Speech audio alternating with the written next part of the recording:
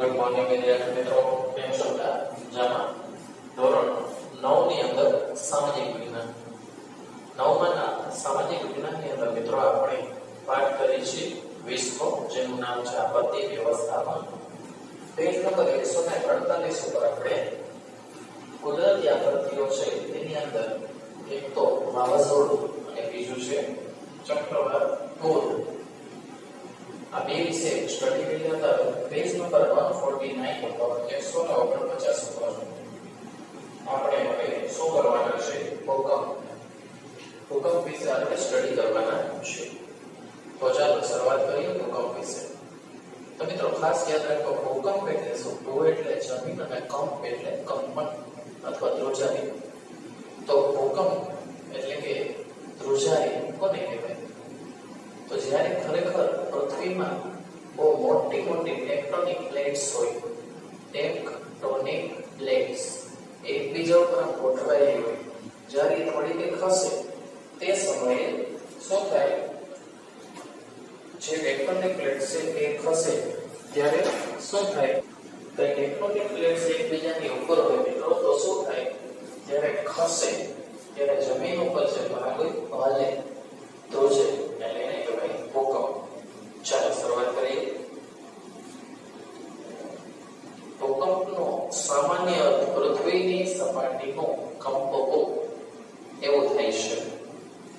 બહુધા પૃથ્વીના મેટરમાં થતી ભૂગર્ભીય ક્રિયાઓને પરિણામે ભૂકંપો અનુભવાય છે.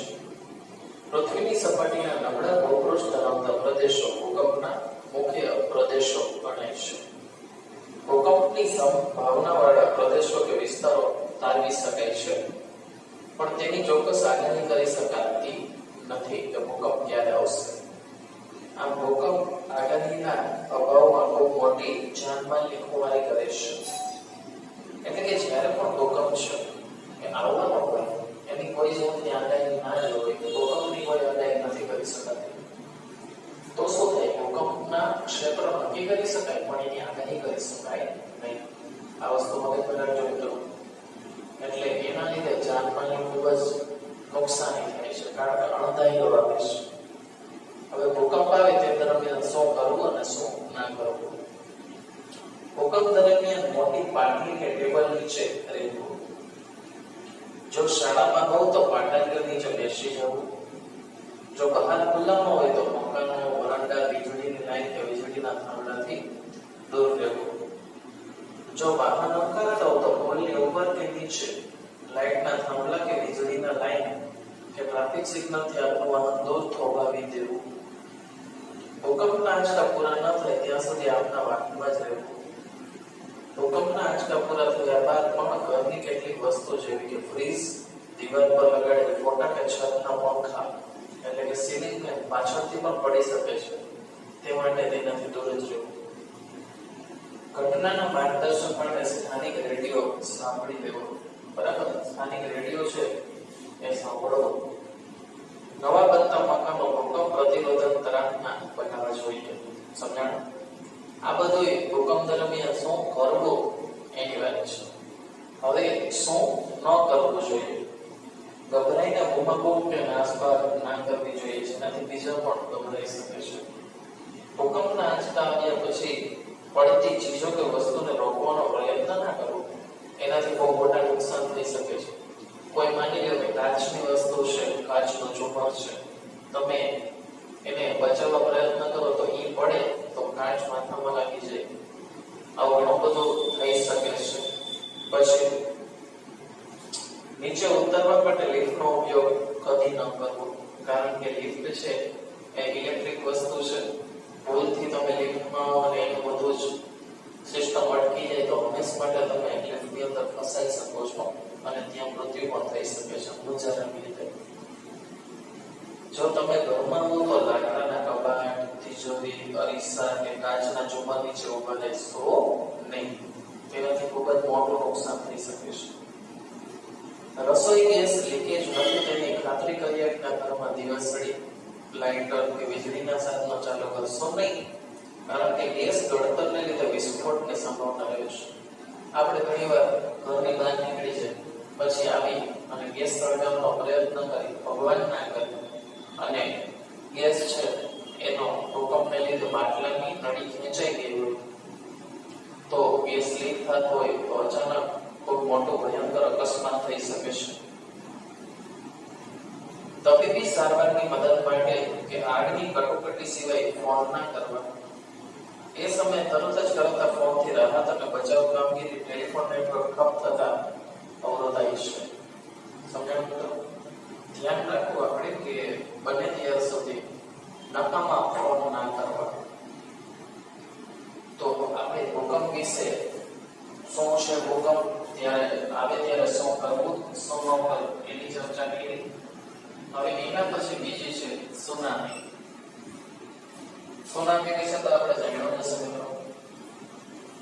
સુનામી દરિયામાંથી ઉદ્ભવતી મોટી લહેરો છે. ચીનમાં આવેલી છે સુનામી. સુનામી બહુ ભયંકર રૌદ્ર સ્વરૂપ ધારણ કરે.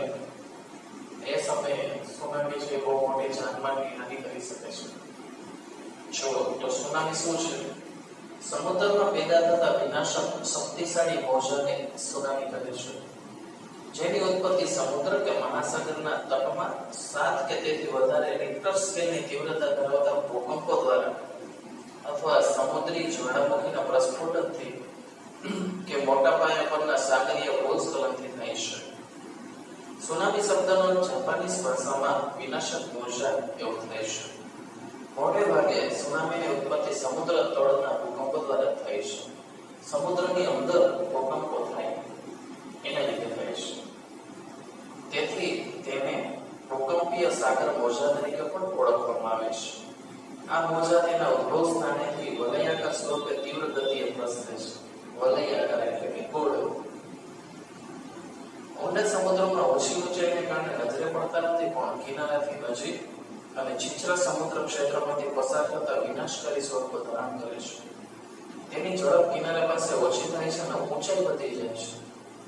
કારણથી કિનારાના ક્ષેત્રોમાં પાણીની એક દિવાલ બની આગળ વધી ભારે તબાહી મચાવે છે. 26 ડિસેમ્બર 2004 ના રોજ હિન્દ મહાસાગરમાં આવેલા મહાન વિનાશક સુનામીએ થાઈલેન્ડ, ઇન્ડોનેશિયા, ભારત, શ્રીલંકા સહિતના દક્ષિણ પૂર્વ એશિયાના દેશોમાં લગભગ 2 લાખથી વધારે લોકોનો ભોગ લીધો હતો. સુનામી આપણને લાગે બાકી બહુ ખતરનાક વસ્તુ છે. આધુનિક સાધનોની મદદથી સુનામીની પૂર્વ સૂચના અને તેના આવવાના સમયના ચોક્કસ અંદાજો કાઢી શકાય છે. તેથી ભવિષ્યમાં હજુ પણ આ અંગે સાવચેતી દાખવી જાનહાનિ અટકાવી શકાય. તો હવે સુનામી આવે ત્યારે શું કરવું અને શું ન કરવું એનું ખાસ ધ્યાન રાખજો. સુનામીની સૂચના મળતા સમુદ્ર કિનારાથી દૂર સલામત અંતરે ખસી જવું. રેડિયો હાથમાં રાખવો અને તંત્ર દ્વારા મળતી સૂચનાનો અનુસાર વર્તન કરવું. નવા બાંધકામ કે વસાહતોનું નિર્માણ સુનામીના પાસા ધ્યાનમાં લઈને જ કરવું જોઈએ. મેંગ્રોવ વનસ્પતિ સુનામીની અસર એકંદરે ઘટાડે છે, તેથી તેનો વ્યાપ વધે એવા પ્રયાસો કરવા જોઈએ. પછી શું ના કરવું? કિનારે આવેલા ઊંચા મકાનો ઉપર આશરો ના લેવો, કારણ કે તે વિનાશક મોજાની અસરથી તૂટી શકે છે. સુનામી ઓસર્યા પછી તંત્ર દ્વારા સૂચના મળે તે પહેલા સમુદ્ર કિનારા તરફ ના જવું જોઈએ. તો મિત્રો જોયું આજે આપણે 2 ટોપિકની ચર્ચા કરી છે. એક તો છે ભૂકંપ અને બીજું છે સુનામી.